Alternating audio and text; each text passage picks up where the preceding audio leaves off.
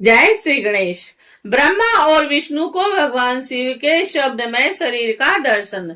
ब्रह्मा जी बोले, मुनि श्रेष्ठ नारद, इस प्रकार हम दोनों देवता गर्व रहित हो निरंतर प्रणाम करते रहे। हम दोनों के मन में एक ही अभिलाषा थी कि इस ज्योतिर्लिंग के रूप में प्रकट हुए परमेश्वर प्रत्यक्ष दर्शन दे और दिनों के प्रतिपालक, अहंकारियों का गर्व चूर्ण करने वाले तथा सबके प्रभु अविनाशी शंकर हम दोनों पर दयालु हो गए। और उस समय वहां उन सुश्रेष्ठ से ओम ओम ऐसा शब्द रूपनाथ प्रकट हुआ और स्पष्ट रूप से लुप्त स्वर में सुनाई दे रहा था।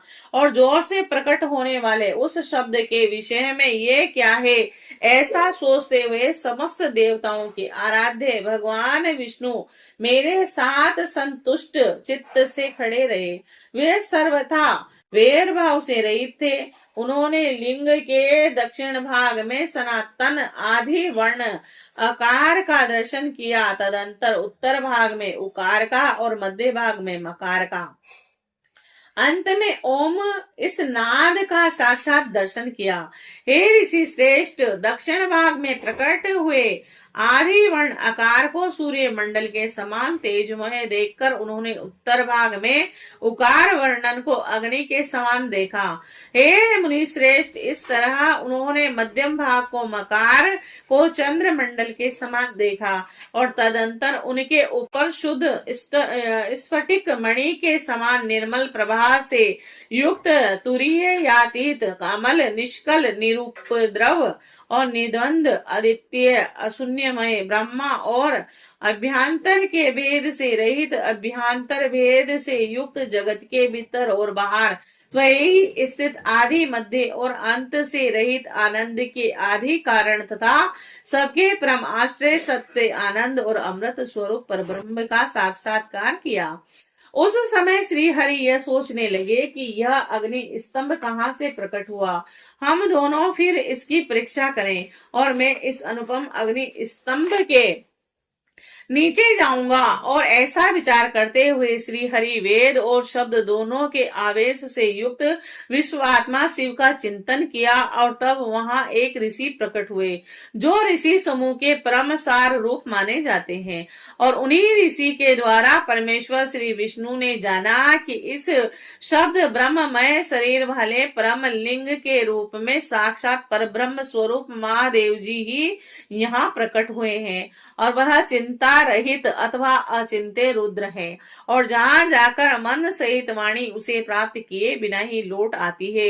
उस पर ब्रह्म परमात्मा शिव का वाचक एकाक्षर प्रणव ही है और वे इसके वाच्यार्थ रूप है। और उस ब्रह्म कारण रित सत्य आनंद एवं अमृत स्वरूप परातत्व पर ब्रह्म को इस एकाक्षर के द्वारा ही जाना जा सकता है। प्रणव के एक अक्षर आकार से जगत के बीजभूत अंड जन्मा भगवान ब्रह्मा का बोध होता है और उसके दूसरे एक अक्षर उकार परम कारण रूप श्री हरि का बोध होता है और तीसरे अक्षर मकार से भगवान नील लोहित शिव का ज्ञान होता है।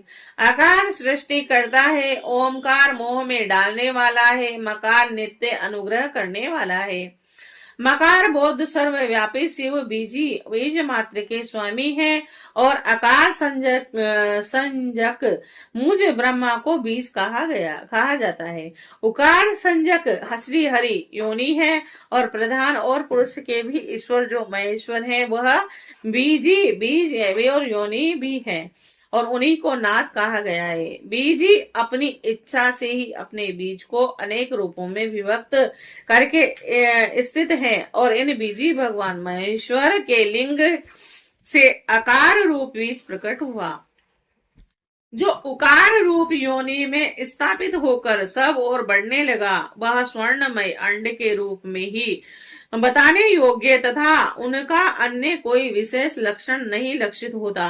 वह दिव्य अंडज अनेक वर्षों तक जल में ही स्थिर रहा। तदंतर 1000 वर्ष के बाद उस अंडज के 2 टुकड़े हो गए और जल में स्थित हुआ। वह अंडज जन्मा ब्रह्मा की उत्पत्ति का स्थान था। और साक्षात महेश्वर के आघात से ही फूट कर दो भागों में बढ़ गया था। उस अवस्था में ऊपर स्थित हुआ उसका स्वर्णमय कपाल बड़ी शोभा पाने लगा और वही दुर्लोक के रूप में प्रकट हुआ, तथा जो उसका दूसरा नीचे वाला कपाल था वही 5 लक्षणों से युक्त पृथ्वी है। और उस अंड से चतुर्भुज ब्रह्मा उत्पन्न हुए और उनकी क संज्ञा है।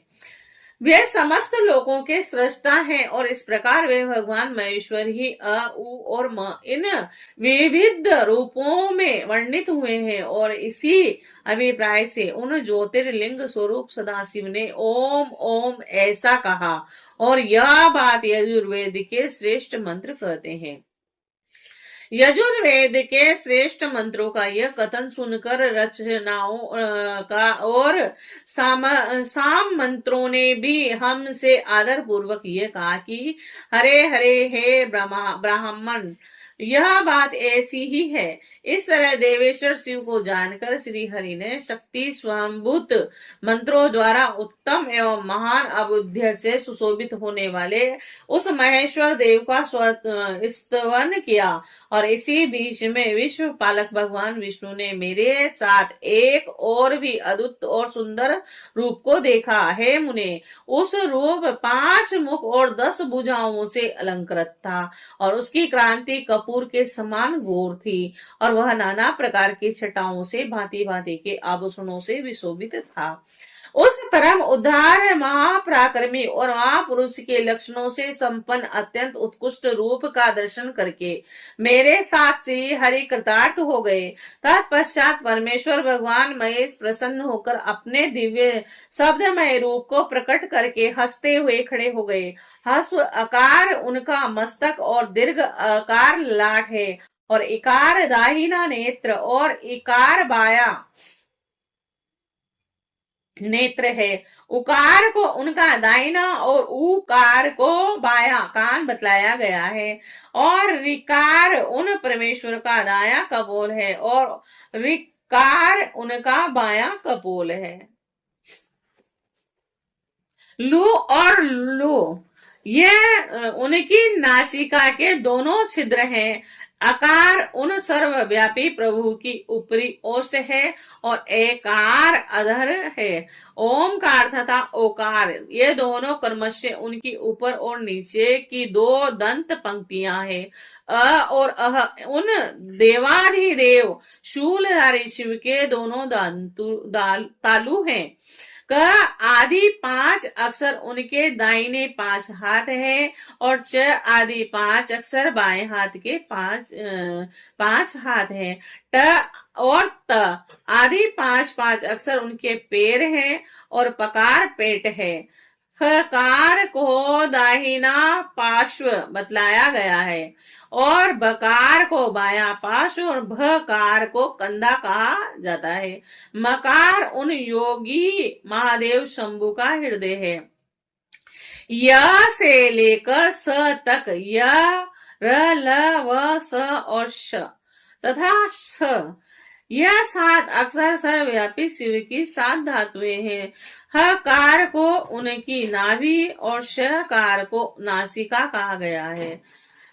इसी प्रकार निर्गुण एवं गुण स्वरूप परमात्मा के शब्दमय रूप को भगवती उमा सहित देखकर श्री हरि मेरे साथ कृतार्थ हो गए। इस प्रकार शब्द ब्रह्ममय शरीरधारी महेश्वर शिव का दर्शन पाकर मेरे साथ श्री हरि ने उन्हें प्रणाम करके पुनः ऊपर की ओर देखा।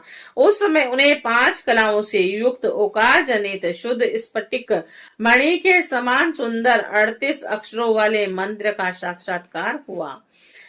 पुनः संपूर्ण धर्म तथा अर्थ का साधक बुद्धि स्वरूप अत्यंत हितकारक और सबको वश में करने वाला गायत्री नामक महान मंत्र लक्षित हुआ। यह 24 अक्षरों तथा 4 कलाओं से युक्त श्रेष्ठ मंत्र है। पंचाक्षर मंत्र नमः शिवाय 8 कलाओं से युक्त है।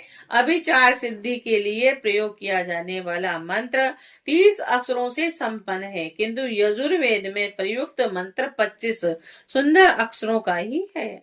यह 8 कलाओं से युक्त सुसेवित मंत्र है, जिसका प्रयोग शांति क्रम की सिद्धि के लिए किया जाता है। और इस मंत्र के अतिरिक्त 13 कलाओं से युक्त जो श्रेष्ठ मंत्र है वह बाल, युवा और वृद्ध आदि अवस्थाओं में आने वाले क्रम के अनुसार उत्पत्ति, पालन तथा संहार का कारण रूप है।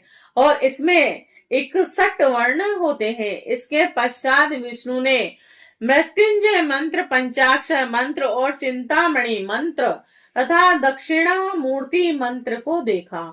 और इसके बाद भगवान विष्णु ने शंकर को तत्वमसि, वही तुम हो, यह महावाक्य कहा। और इस प्रकार उक्त पंच मंत्रों को प्राप्त करके वह भगवान श्री हरि उनका जप करने लगे। और इसके पश्चात ऋक, यजुर, साम, रूप वर्णों की कलाओं से युक्त ईशान ईशों के मुकुट, पुरातन पुरुष, अघोर हृदय, मनोहर, सर्व गुहा, सदा शिव तांडव और नृत्य आदि कालों में वाम पाद पर अवस्थित रहने वाले महादेव, महान सर्पराज को आभूषण के रूप में धारण करने वाले, चारों ओर चरण और नेत्र वाले कल्याणकारी ब्रह्मा के अधिपति, सृष्टि स्थिति संहार के कारण भूत वरदायक सांब महेश्वर को देखकर भगवान विष्णु प्रसन्न मन से प्रिय वचनों द्वारा